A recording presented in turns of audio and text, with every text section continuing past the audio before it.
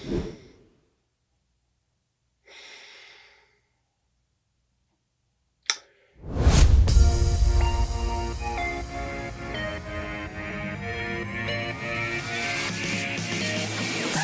folks, Tito here, keeping my ideas outside of the box.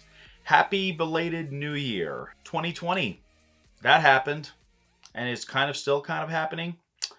Yeah, it's been a rough year overall for a lot of people, ourselves included over at MacGuffin Media, in regards to being out and being able to do things. Our group usually goes to conventions throughout the year, and we were unable to do that this year, and it really sucked.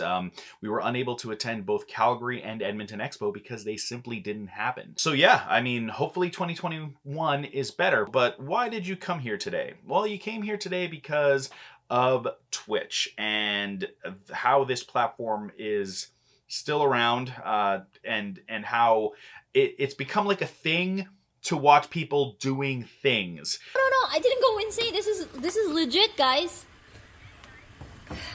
Okay.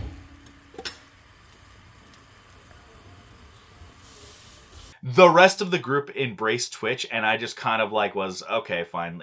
I guess if we're doing this, we're gonna do this. So if you haven't yet, you guys should really subscribe to two channels on Twitch in particular.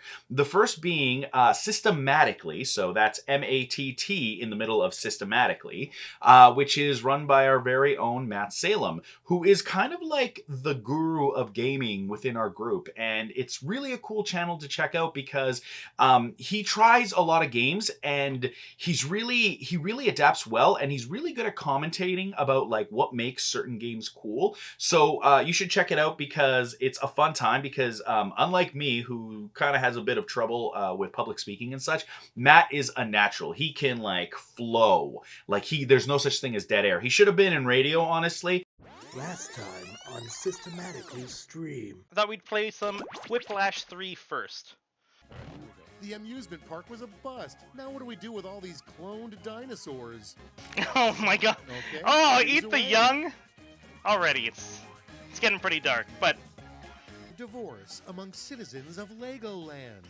Oh my god, both of these are the one terrible like this. Lego puns. On top of that, Matt Salem's his skills as a graphic designer really shine here. If you look at his channel, it's very well polished. For someone who just started Twitch, it's very clear that he understands the mechanics of how Twitch works. And maybe at some point he'll do like a tutorial of like, this is how you Twitch with Matt Salem. But it's really rad to see, and he goes through a gambit of games. There's a game, but basically as you progress, you go through different eras of video gaming, and he really goes into like explaining what each era is and why it's cool and such. On top of that, he did a stream of GoldenEye 007. You forget that you can't jump in that game, so if you get a chance, you should definitely check out SysteMATTically on Twitch. And that brings me to the second channel that I want to recommend, and that is AshandStev, S-T-E-V, on Twitch, which is our very own Ashley and Steve, who have their own Twitch channel now.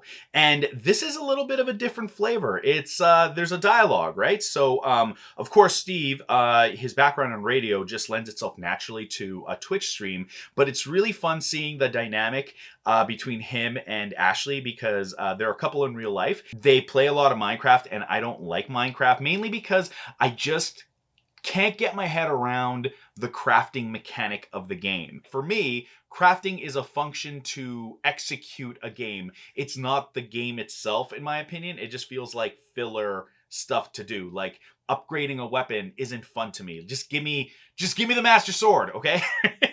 But yeah, they do Minecraft, and they've built like worlds upon worlds. It's like Inception on their channel in regards to like the kingdom that they've created. And in addition to Minecraft, they've also done some other retro gaming. Sorry, not retro game. I guess it would be retro now. Hey, Damn, Minecraft's been around for a minute, hasn't it? They've also played Scott Pilgrim vs. the World, which was recently re-released and is like a really amazing throwback 16-bit beat 'em up.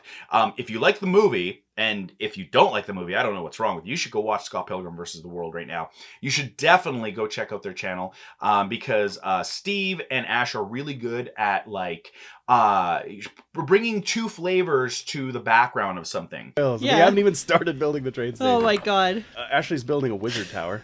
In fact, pretty much has completed one except for the interiors. Yeah. Well, no, it's not completed yet. There's still some like really crazy stuff to do on the outside. I almost backed off the edge. And I will give them credit, like their layout, as cool as Matt's is, Ashley and Steve's, like the way they split the screen and everything has just a really nice polished appeal to it. So big props to the team. And now you're looking at me like, okay, that's cool. That's gaming and watching and stuff. Like, how does that have to do with film production? It makes them better on screen, and that will always translate into future stuff that we end up doing.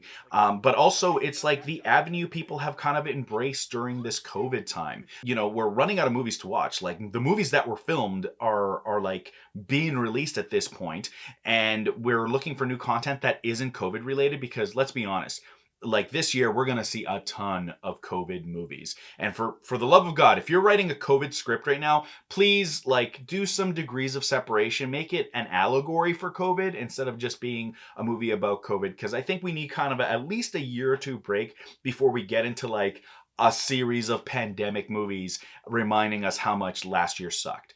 But yeah, I'm digressing because really the point of the matter is that I too have joined Twitch. Yeah, I know. It's crazy to me too. And let me walk you through the logic of why I did it and how I did it and why. Wait, I did say why. Okay, now I'm just confusing myself. But essentially, this is how it came to it. I got a bad case of FOMO, which has happened to me in the past. Where, for those of you that don't know, FOMO is fear of missing out. It's the feeling that someone has something or is doing something that you wish you were included as part of, and then you feel kind of like, oh man, I wish I was part of the fun. I wish I could have been included. Not that anyone is excluding anyone, just that you do it to yourself in regards to not being involved. And it's not like there's going to be like a 4-way stream. Imagine that, like a 4-way Twitch stream.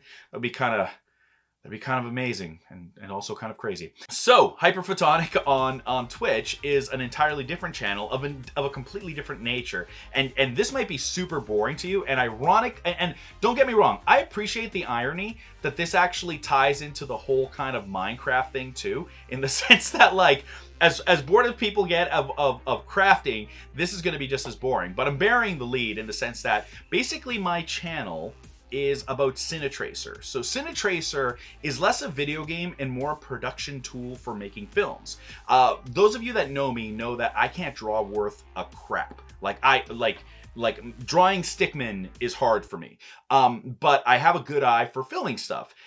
So when it comes to pre-production and getting storyboarding ready for a film, I fall flat and it takes me forever to get past that hump. And it's a key piece of production because storyboarding isn't necessarily for the director.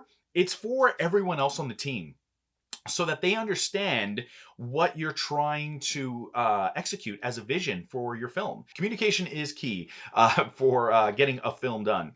So suffice it to say, Cinetracer is a tool that uses the Unreal Engine that's used in a lot of video games to create a film set. It has lighting tools, it has actors, it has props, you can build in it in order to create sets for your movie. And you can storyboard your film piece by piece through that tool. Now, this is something I have to do anyway when we're doing a film. That is how I've kind of come around to Twitch. Don't get me wrong, it's still super boring because I don't understand the full dynamics of Twitch. And maybe if Matt makes a video or Steve and Ash make a video around using Twitch, which would be really cool and educational, I might be able to pick up a thing or two and get a little bit better at what Twitch is actually for, because I'm just recording and uploading. I understand that the platform's actually meant for broadcasting, but I'm not really there in regards to creating that level of engagement and such. One last thing before I go though, we do have one project that we actually started at the end of the year and we're bringing into 2021 because it's about to be completed and such, and that's called Sparking Creativity, and it's a collaboration between us and Arts Council Wood Buffalo as well as Carla White. It's about basically someone writing a play about the Fort McMurray fire and the process by which that that helps us kind of use art as a means to move past or deal with trauma in our lives, right? So if you're interested, you should definitely check out the trailer, which I will link or add to the annotations here.